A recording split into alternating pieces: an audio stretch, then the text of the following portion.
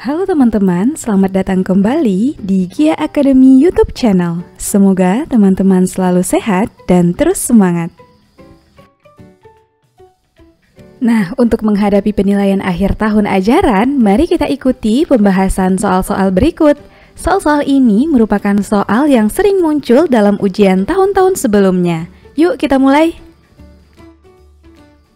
Pembahasan soal-soal penilaian akhir tahun biologi kelas 11. Kita mulai dari materi sistem pernapasan. Soal pertama, diberikan beberapa proses pernapasan, kita diminta menentukan proses yang termasuk pernapasan internal. Untuk menjawabnya, kita ingat lagi jenis-jenis pernapasan berdasarkan tempat terjadinya. Terdiri dari 3 jenis pernapasan, yaitu pernapasan eksternal, internal, dan seluler. Pada pernapasan eksternal, pertukaran gas terjadi di alveolus paru-paru. Proses yang terjadi adalah hemoglobin mengikat oksigen membentuk oksihemoglobin. Pada pernapasan internal, pertukaran gas terjadi di dalam jaringan tubuh. Oksigen akan melepas ikatan dengan hemoglobin dan berdifusi masuk ke jaringan tubuh. Sedangkan pada pernapasan seluler, pertukaran gas terjadi di mitokondria. Oksigen akan bereaksi dengan molekul makanan atau glukosa sehingga dapat menghasilkan energi dalam bentuk ATP.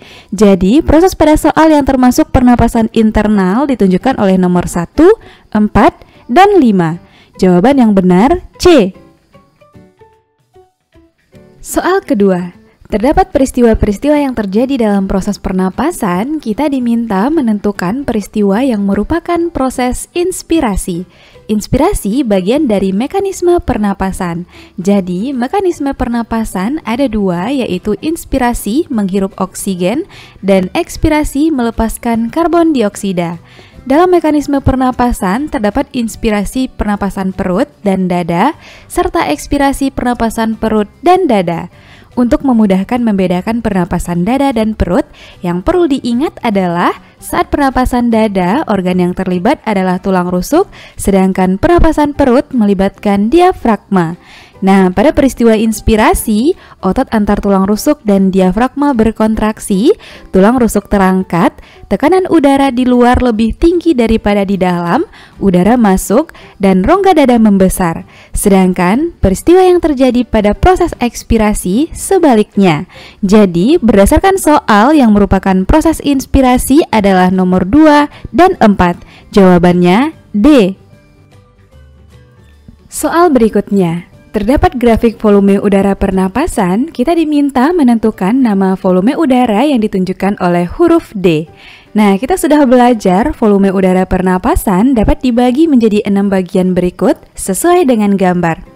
Bagian yang ditunjukkan huruf A merupakan volume udara komplementer, jumlahnya 1500 cc. Bagian B, volume tidal atau udara biasa, 500 cc.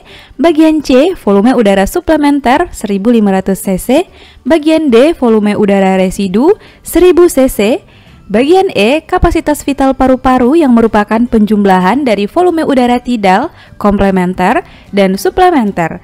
Sedangkan bagian F adalah kapasitas total paru-paru yang terdiri dari volume vital dan residu sebanyak 4500 cc. Jadi huruf D pada gambar menunjukkan udara residu. Jawabannya E. Kita lanjut ke materi kedua, yaitu sistem ekskresi.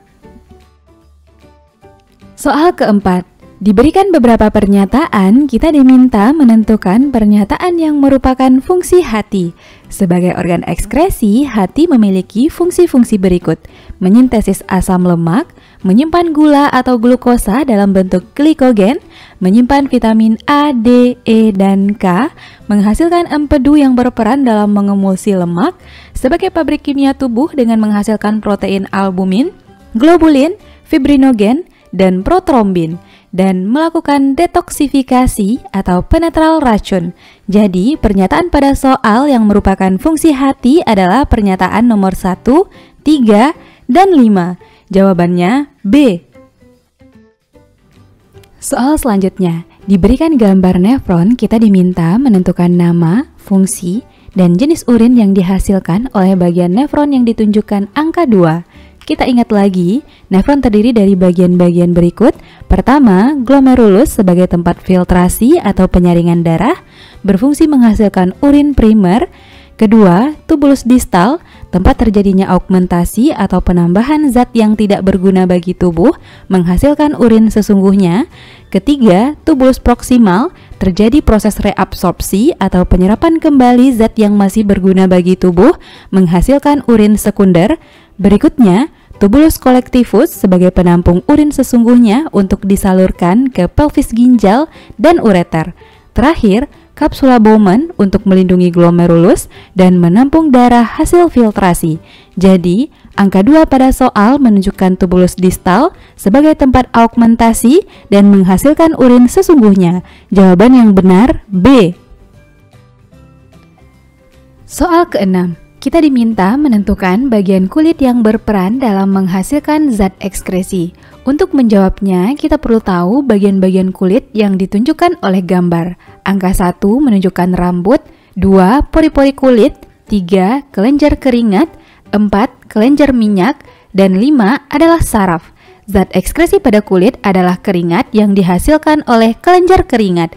Kelenjar keringat ditunjukkan oleh nomor 3. Jadi, jawaban yang benar adalah C. Soal ke-7. Diberikan tanda-tanda penyakit yang disebabkan oleh gangguan sistem ekskresi, kita diminta menentukan penyakit yang dimaksud. Untuk menjawabnya, kita cocokkan pernyataan soal dengan pilihan jawaban. Opsi A, penyakit hematuria, gejalanya urin berdarah karena adanya infeksi pada glomerulus. Opsi B, albuminuria ditandai oleh urin berwarna ungu karena adanya kandungan protein pada urin. Opsi C, diabetes mellitus, penyakit dengan kandungan glukosa berlebih dalam urin karena kekurangan hormon insulin.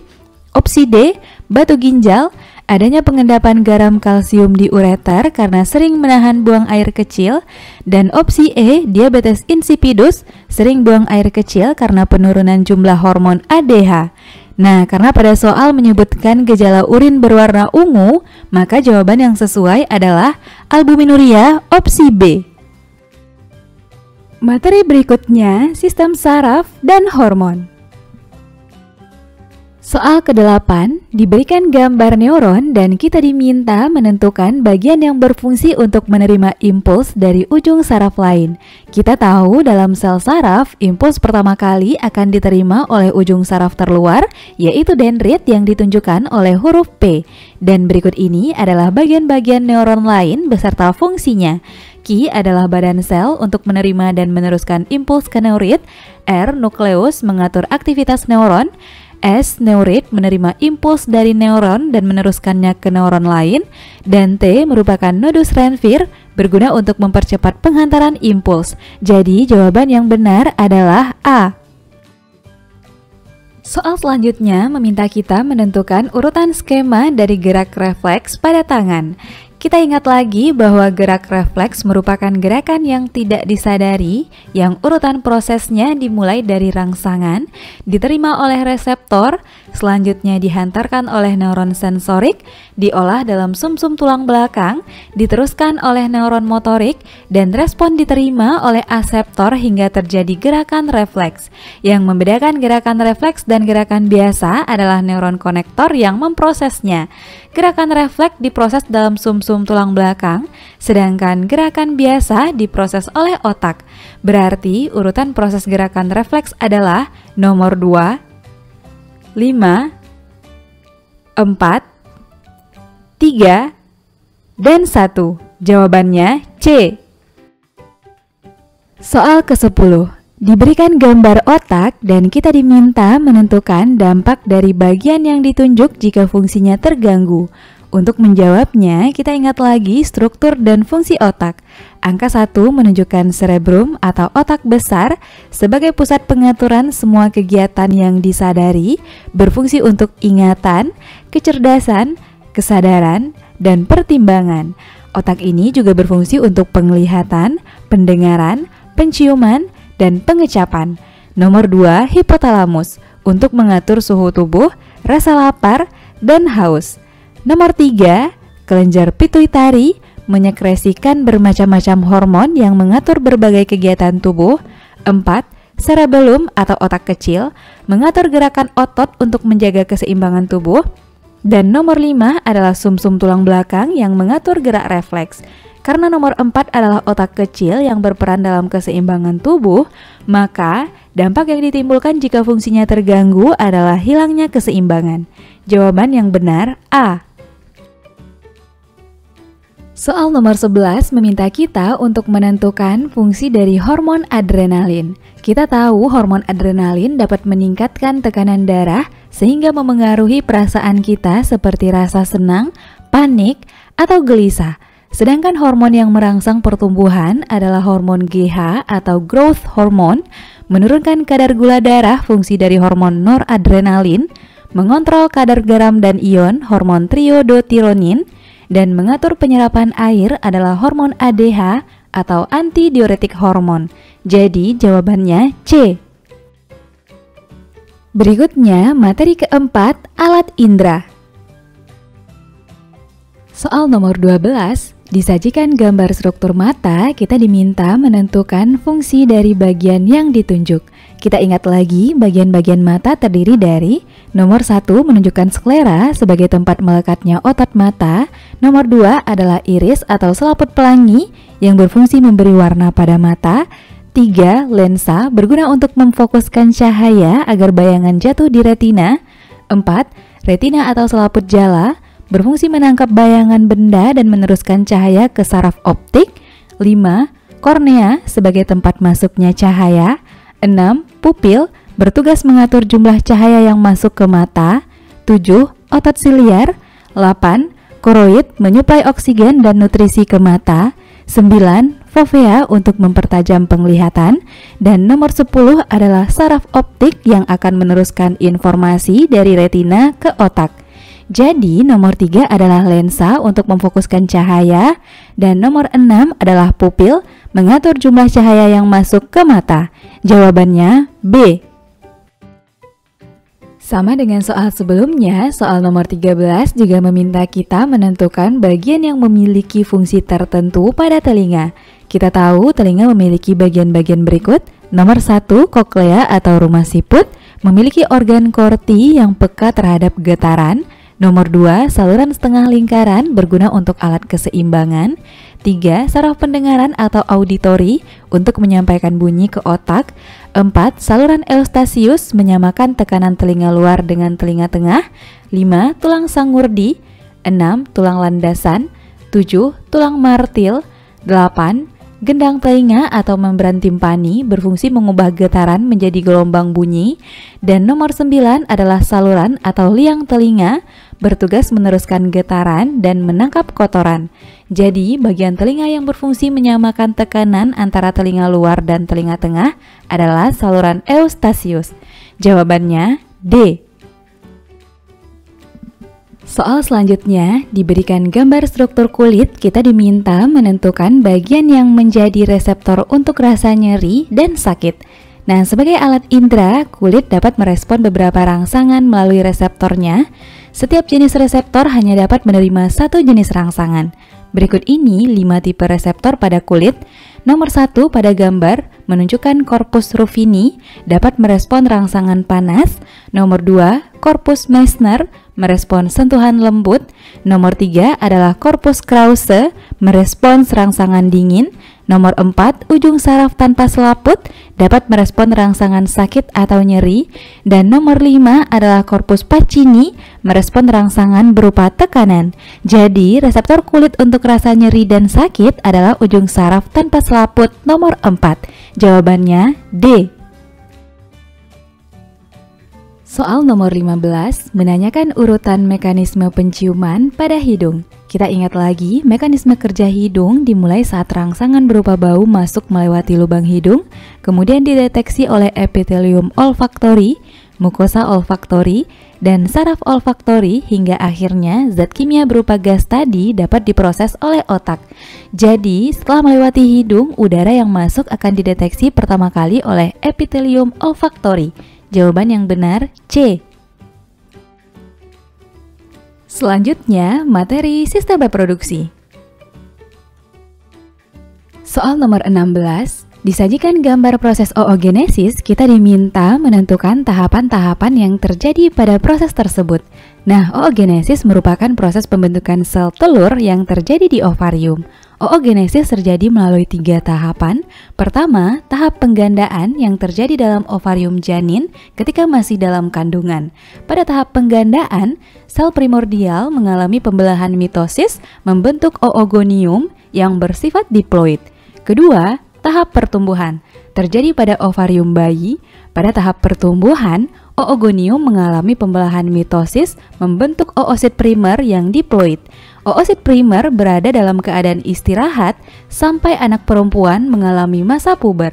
Ketiga, tahap pematangan dimulai pada masa puber yang menyebabkan terjadinya perubahan hormonal.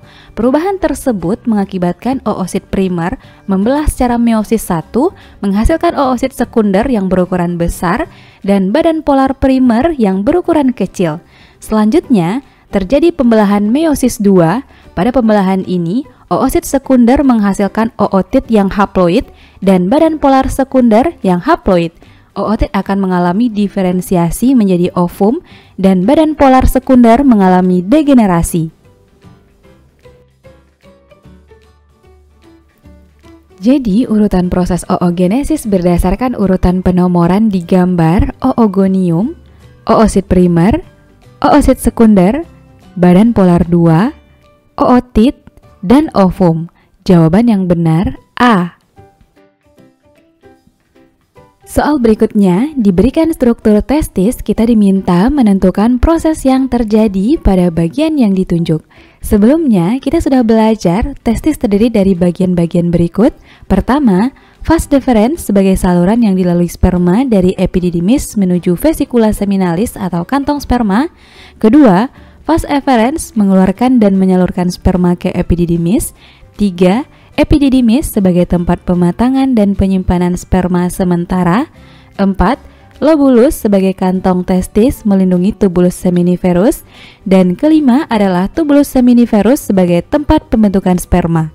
Jadi yang ditunjukkan oleh huruf X adalah epididymis sebagai tempat pematangan dan penyimpanan sel sperma sementara.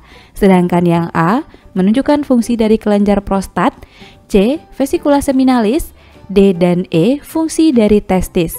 Jawaban yang benar B. Soal ke-18, disajikan gambar siklus menstruasi, kita diminta menentukan proses yang terjadi pada siklus yang ditunjuk. Menstruasi terdiri dari 4 fase yang berlangsung selama 28 hari. Pertama, fase menstruasi berlangsung pada hari ke-1 hingga ke-7. Pada fase ini terjadi peluruhan dinding endometrium karena sel telur tidak dibuahi oleh sperma dan berhentinya sekresi estrogen dan progesteron. Kedua, fase praovulasi atau fase folikel, hari ke-8 hingga 13. FSH merangsang pembentukan folikel yang akan mengelilingi oosit sekunder sehingga terbentuk folikel degraft dan perbaikan lapisan endometrium. Ketiga, fase ovulasi, hari ke-14, terjadi pelepasan oosit sekunder dari folikel dengan bantuan LH. Keempat, fase pasca ovulasi atau fase luteal, hari ke-15 sampai 28. Terjadi pembentukan korpus luteum dan progesteron meningkat untuk penebalan endometrium. Jadi, fase yang ditunjukkan oleh huruf X merupakan fase ovulasi, fase terjadinya pelepasan oosit sekunder dari folikel dengan bantuan LH. Jawabannya C. Soal ke-19, menanyakan jadwal ovulasi dan menstruasi jika hari pertama haid tanggal 25 November. Nah, kita tahu masa ovulasi terjadi pada hari ke-14 menstruasi. Untuk menghitung tanggal ovulasi, kita gunakan rumus hari pertama haid dijumlahkan dengan masa ovulasi kurang 1, karena sudah terhitung sejak hari pertama haid. Tanggal ovulasinya adalah 25 November ditambah 13 hari sama dengan 38 dikurang 30 hari di bulan November sama dengan 8. Artinya hari ke-8 di bulan berikutnya yaitu 8 Desember. Begitupun untuk menghitung jadwal menstruasi yang siklusnya 28 hari, hari pertama haid dijumlahkan dengan masa menstruasi kurang 1. Tanggal menstruasi 25 tambah 27 sama dengan 52, dikurang 30 hari di bulan November sama dengan 22 Desember. Jadi, jadwal ovulasi Lucy adalah tanggal 8 Desember dan menstruasi kembali tanggal 22 Desember. Jawabannya C. Dan materi terakhir adalah sistem pertahanan tubuh. Soal nomor 20. Menanyakan jenis pertahanan yang dilakukan oleh silia trakea pada saluran pernafasan. Teman-teman tentu masih ingat di video sebelumnya kita sudah membahas jenis-jenis sistem pertahanan tubuh. Terdiri dari dua jenis, yaitu pertahanan tubuh non-spesifik dan spesifik. Nah, silia trakea terdapat pada lapisan permukaan tubuh yang menjadi perlindungan lapis pertama. Dan pertahanan lapis pertama di permukaan tubuh ini terbagi menjadi 4 jenis, yaitu pertahanan fisik dilakukan oleh kulit dan membran mukosa, pertahanan mekanis dilakukan oleh rambut hidung dan silia pada trakea, pertahanan kimiawi dilakukan oleh sekret yang dihasilkan kulit dan membran mukosa seperti minyak, keringat, air liur, air mata, dan pertahanan biologis dilakukan oleh patogen normal yang ada di kulit dan membran mukosa. Jadi, pertahanan yang dilakukan oleh silia trakea adalah pertahanan mekanis. Jawabannya B. Soal selanjutnya menanyakan proses yang terjadi jika seseorang mengalami kerusakan jaringan dan terjadi peradangan. Nah, kejadian peradangan ini merupakan proses inflamasi, yaitu respon tubuh terhadap kerusakan jaringan yang melewati tahapan-tahapan berikut. Pertama, jaringan mengalami luka. Adanya kerusakan jaringan mengakibatkan patogen mampu melewati pertahanan tubuh untuk menginfeksi sel-sel tubuh. Jaringan yang terinfeksi akan merangsang mastosit mengeluarkan histamin dan prostaglandin. Berikutnya, terjadi pelebaran pembuluh darah mengakibatkan adanya perpindahan sel-sel fagosit menuju jaringan yang terinfeksi. Dan sel-sel fagosit akan memakan patogen melalui proses fagosit hingga luka pelan-pelan tertutup dan sembuh. Jadi, jaringan yang terinfeksi akan melawan patogen tersebut dengan cara merangsang mastosit mengeluarkan histamin dan prostaglandin. Jawabannya A. Soal nomor 22, menanyakan jenis antibodi yang dilepaskan ke aliran darah sebagai respon kekebalan primer dan respon kekebalan sekunder. Kita tahu respon kekebalan primer merupakan respon yang terjadi saat infeksi pertama kali, sedangkan respon kekebalan sekunder adalah respon saat infeksi kedua kalinya. Dan dari kelima jenis antibodi, IgM merupakan antibodi yang pertama kali dilepaskan ke aliran darah saat terjadi infeksi pertama. Dan IgG merupakan antibodi yang paling banyak di dalam darah dan diproduksi saat terjadi infeksi kedua. Jadi secara berurutan, antibodi yang dilepaskan untuk respon kekebalan primer dan sekunder adalah IgM dan IgG. Jawaban yang benar C. Soal terakhir, menanyakan jenis sel limfosit yang berperan sebagai pengendali reaksi autoimunitas secara alami oleh tubuh. Untuk menjawabnya, kita perlu tahu pengertian autoimunitas. Autoimunitas merupakan gangguan pada sistem kekebalan tubuh di mana antibodi yang diproduksi menyerang sel-sel tubuh sendiri karena tidak mampu membedakan antigen dengan sel asing. Hal ini disebabkan oleh gagalnya proses pematangan sel T di kelenjar timus. Salah satu pengendalian secara alami adalah melalui sel T suppresor yang berperan menghambat aktivitas sel T pembunuh dan membatasi jumlah produksi antibodi. Jadi, jawaban yang sesuai adalah D. Nah, teman-teman, demikianlah pembahasan soal-soal penilaian akhir tahun ajaran Mapel Biologi untuk kelas 11. Bisa dipahami ya? Semoga teman-teman bisa menyelesaikan ujian dengan lancar dan memperoleh hasil terbaik. Oke teman-teman, jangan lupa tonton terus video-video terbaru di channel kita ya. Sampai jumpa di video berikutnya.